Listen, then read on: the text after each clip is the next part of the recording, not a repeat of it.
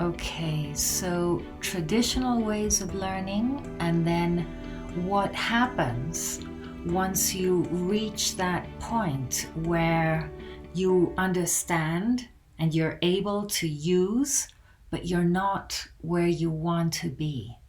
Is it necessary to continue taking lessons? Do you need to employ the services of a private teacher, or are there other things you can do to make progress on your own? Because ultimately, it's your English. You are the one that needs to do the work. So what can you do though? I know lots of people who are prepared to do the work. They want to do the work, but they don't know how. They don't know where to start, because traditionally we get given a book, and then we go to our lessons, we establish a routine, and we go through the book methodically, and that's how we learn at the beginning, and that's absolutely fine. That is the traditional way. But beyond a certain point, then what? Then what can we do? So that's what we're going to talk about today. Hello. It is a comfortable 17 degrees Celsius right now, and welcome back to the channel. My name is Tanya Meyer. I'm the founder of Confident English Training, operating at the intersection between effective language acquisition and use, the practice of awareness raising, and increased levels of happiness and joy, well-being. What's not to love? Do you remember when you first started learning English as a second language? Whether it was long ago, during your school days, or as an adult, you probably needed a lot of support and formal English lessons to start looking at grammar and vocabulary and pronunciation, so that you could start practicing using English through content that was chosen for you and within artificial settings like a classroom or perhaps with a private teacher. And this is how we get the hang of the basics of a language. This is the traditional way of learning a second language, and to this day, probably the most effective way. Through simple, simulated conversations in which you practice talking about yourself and listen to others talking about themselves, and then slowly incorporating the grammar and the vocabulary that you need to express yourself more clearly. This is the initial stage of language learning. And whether it took place consecutively, for example, if you were at school, or on and off learning as an adult, this initial stage takes time and it takes effort. You remember that, right? The way you reviewed and practiced what you had learnt, the way you thought about it, and how we say this or that in English. But then the day comes when you realize that, you understand English much better now. You're able to read it, you understand it when people speak it. And just a little brackets here is that it will depend on who you're listening to, whether you understand it or not. Because the fact is that there are many Englishes, and even English-speaking people have difficulty understanding other English-speaking people. So many times clients are anxious and frustrated because they can't understand whoever they're speaking with. And it turns out that this or that person comes from a place or is speaking in an English that is particularly challenging to understand. An example of this is the Glaswegian comedian Kevin Bridges, who tells the story of a time when he gave a performance in the US. And after the performance, an American fan came up to him and said, "Wow, are you really Scottish?" And Kevin said, "Yes." And the American said, "Wow, your English is so good." So yes, this question of accent is something that we talk about in this channel, but general, international, global English is more accessible to you after you've been studying it and engaging with it for some time. And when you get to that stage, then your options for making progress start opening up, because of course you can continue to attend classes and move up from one level to the other, although that's also a little bit artificial. People think, oh, I'm at level B1. Yes, maybe, or B2, but B1 and B2 are quite wide, and it depends on who is testing, and it depends on lots of things what level you are. So I'm not saying that formal English lessons aren't helpful. Of course they are.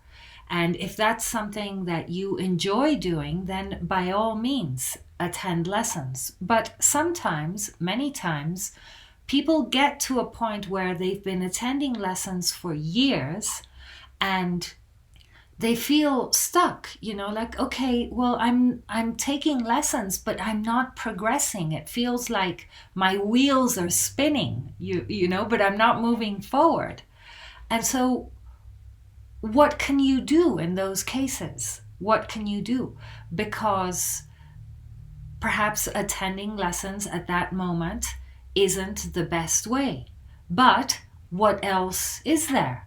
What options are there? So that's what we're going to talk about. Let's look at two of the foundations that we can put into place so that those wheels get some grip and we can move forward. Lots of times what happens is that the wheels are functioning very well, but we're on muddy ground, and so the wheels are caught and we have no grip. So what can we do in those cases? Okay, so here's the first thing. Have you ever heard of beginner's mind? It's a Buddhist Zen concept called Shoshin, and what it refers to is an approach to life with fresh eyes. Now, this is something we all experience. To give you an example, think back to the last time you were arrested by a beautiful sunset or sunrise, or something that is awe-inspiring when you were on holiday, something that stopped you in your tracks, or things that stop us and invite us to contemplate.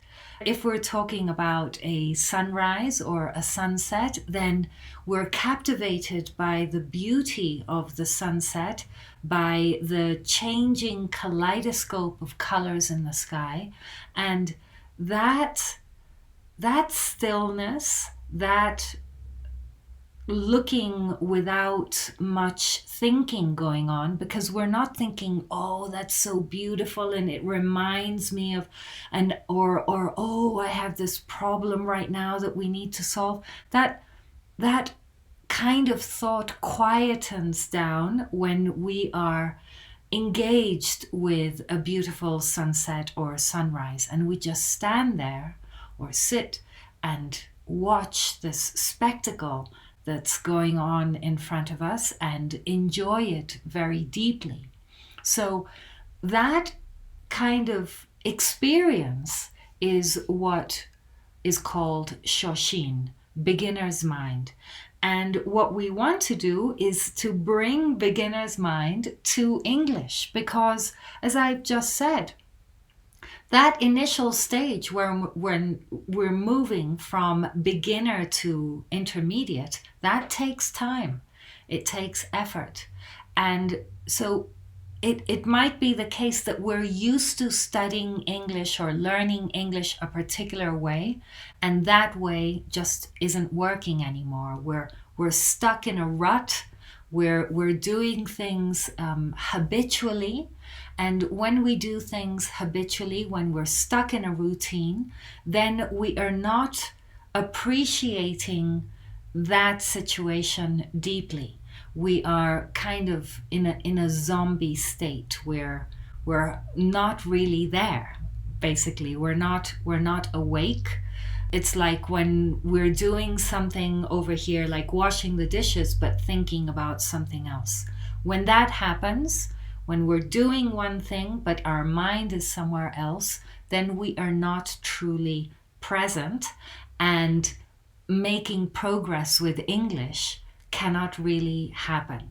We think that we're understanding because we're looking at familiar words, perhaps, or because we think we got it, but because we're not paying close attention, because we're not looking at whatever it is or listening to whatever it is with beginner's mind, with fresh eyes, then we're not really processing whatever it is deeply enough to produce understanding. So beginner's mind is something that doesn't just happen. It doesn't just happen. It's like, I don't know, athletes, musicians, your profession, whatever you do. Did you get to wherever you are just like that? No, you needed to study, you needed to practice, you needed to gain experience, right? In order to be a professional, in order to make a living doing something that is a professional job, or if it's about a musical instrument, a painter, an artist, like whatever it is, then we need to hone our craft.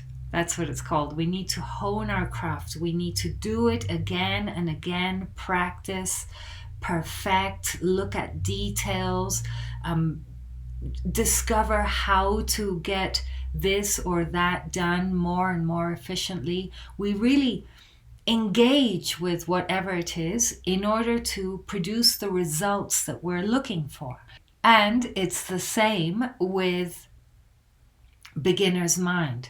Beginner's mind doesn't just take place like, oh yeah, I'm gonna have beginner's mind today. No, it doesn't happen that way. Beginner's mind is something that we need to cultivate. Just like a gardener takes care of the garden and takes out the weeds and perhaps adds nutrients for the beautiful flowers and plants, and makes sure that the plants and flowers are receiving sufficient sunlight and sufficient rain. If there isn't sufficient rain, then providing the plants with water and so on. So that is tending to the garden with beginner's eyes, because if we just look at a garden and it looks okay, then we might think, well, that's okay. But if we look more closely, then we start seeing, oh, this section needs my attention, this section needs my attention, this section looks okay, and so this is what I'm going to work on.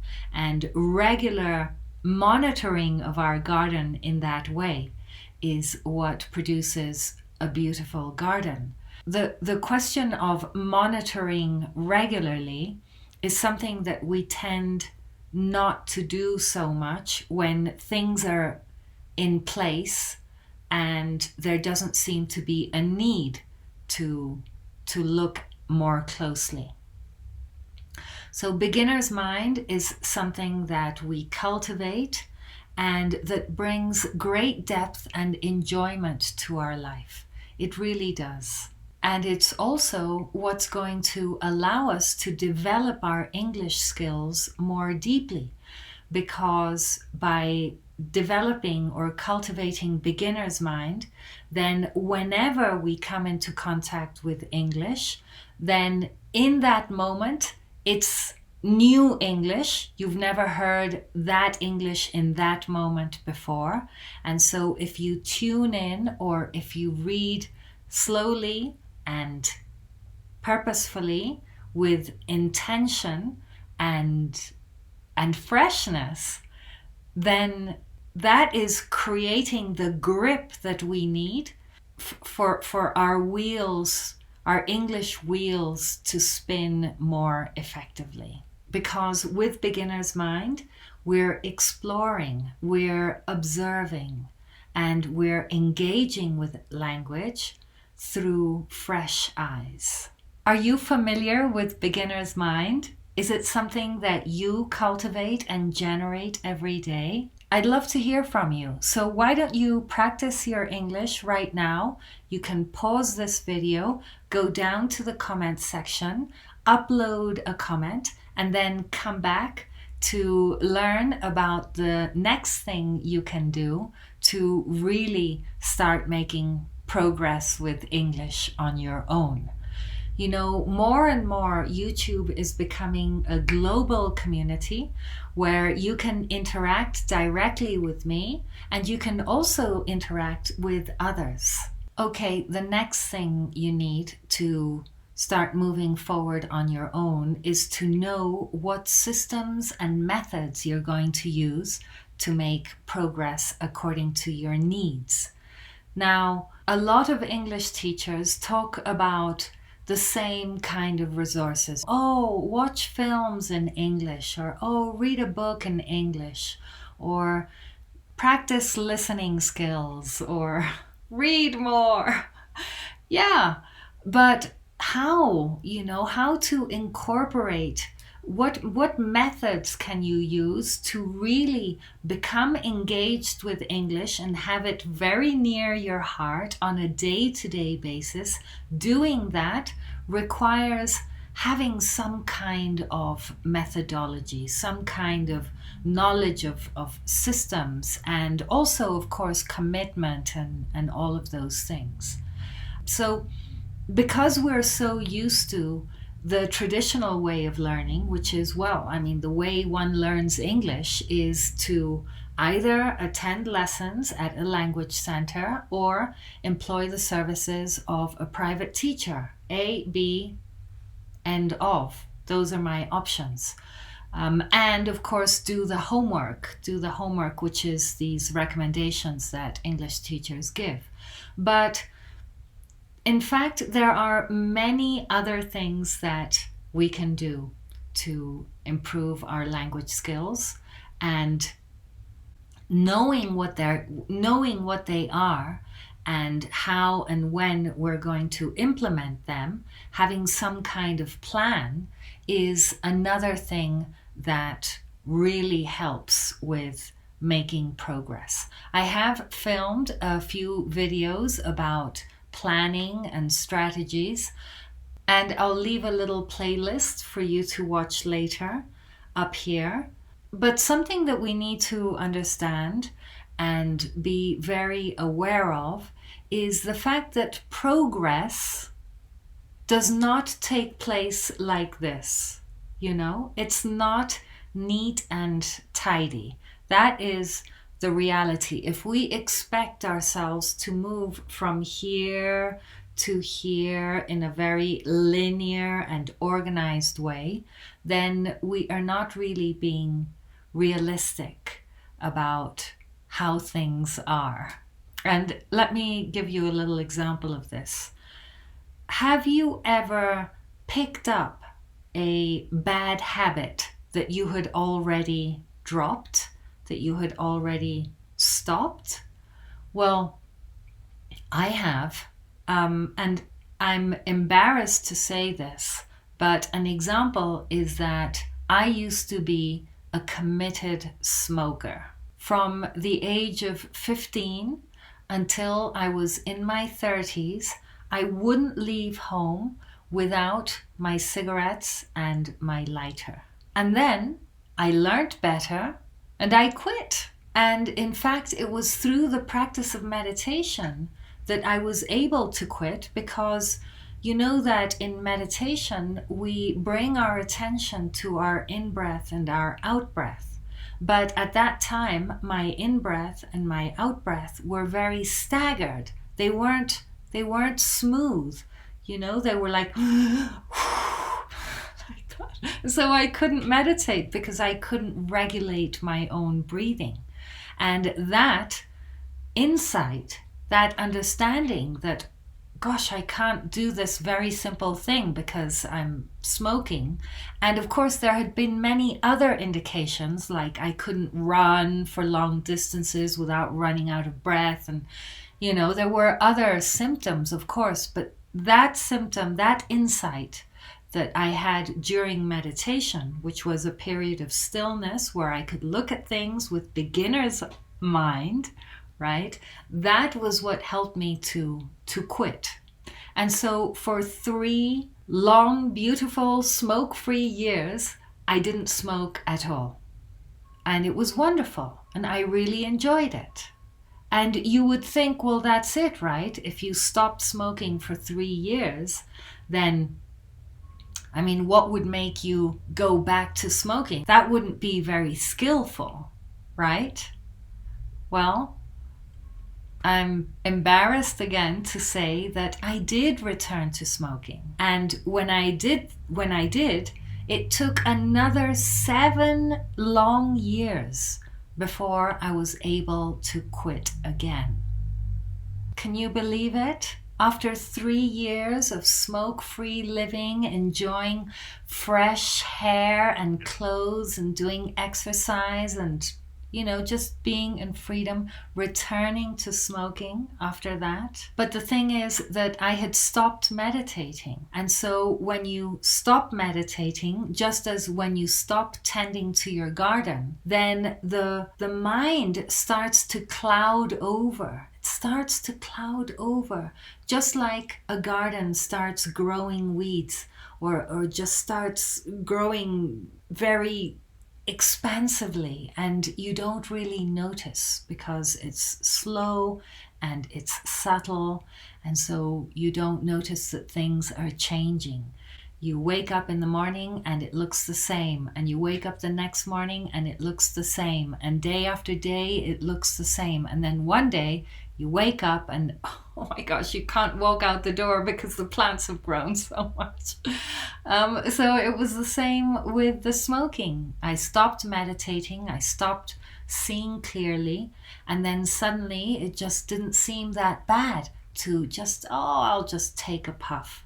And that was that for another 7 years until I started meditating again. And I remembered a book that was sitting on my shelf and had been sitting there for many years that was about quitting smoking. And so I read that book and I became smoke-free again. I freed myself from the slavery of cigarette smoke. That was almost 15 years ago. And of course, now I have a much deeper understanding of what I was really doing. And so for me, progress from enslaved smoker to truly free non-smoker was a very non-linear process. And a lot of things needed to happen which were not related to smoking. There needed to be a lot of mini realizations for me to decide to pick that book out of the shelf. And so making progress with English is a little bit like this also, because English is structural. It's a very deep thing, a bit like habits and things like this. You know, so it isn't something that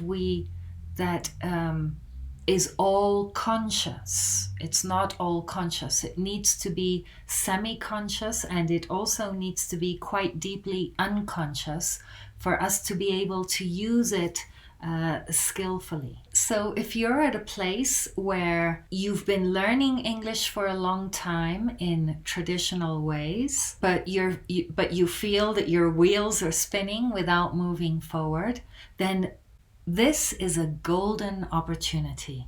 This is the moment to get out of the vehicle, and by this I mean to become an observer of the experience and take a look at what is happening. Take a look at those wheels, take a look at what ground the wheels are on, evaluate the situation, and make a decision from there. And in fact, if you are watching this video, it's because you are exactly in that place. So congratulations for getting this far, because maybe it's this video that's going to help you move from where you are to where you want to be. Let me share a little bit about what I do.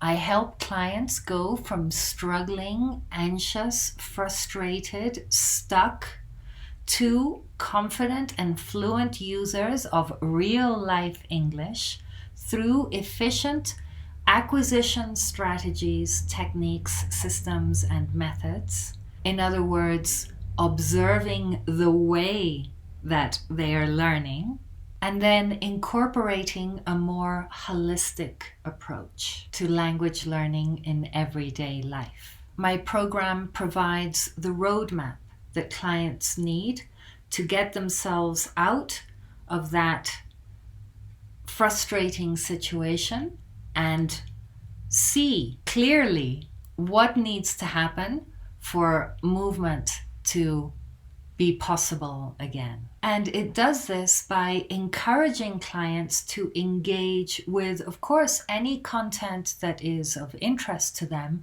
but particularly content related to self-development. Because the more you deepen your understanding of yourself, the more you'll be able to improve your language skills. And what does self-development mean? On the one hand, it means understanding and then implementing the tools and resources in the program and trying them out with beginner's mind.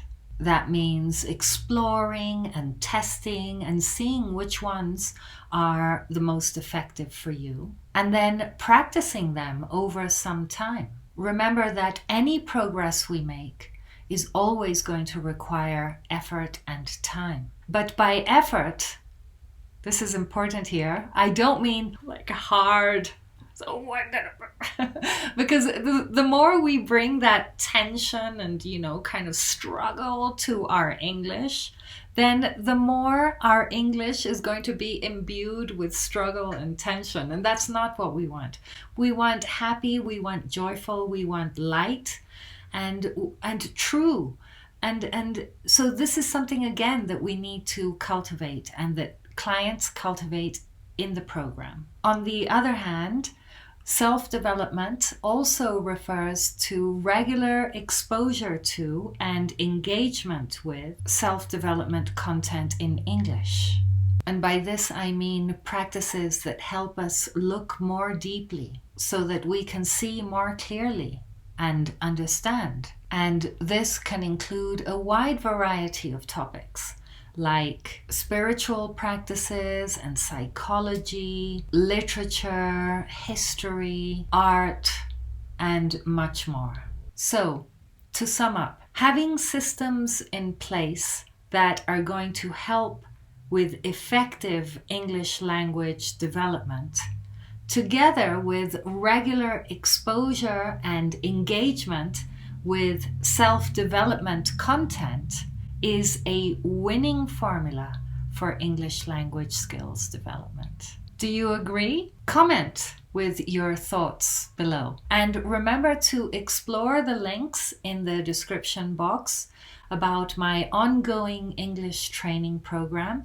You can also download my free 30-page guide, How to Revolutionize Your English, with audio full of tips and suggestions that you can put into practice straight away. And I hope you like this video and that it's useful. If it is, please give me a thumbs up, subscribe to the channel, and then I'll see you in the next one. See you then. Take very good care. Bye for now.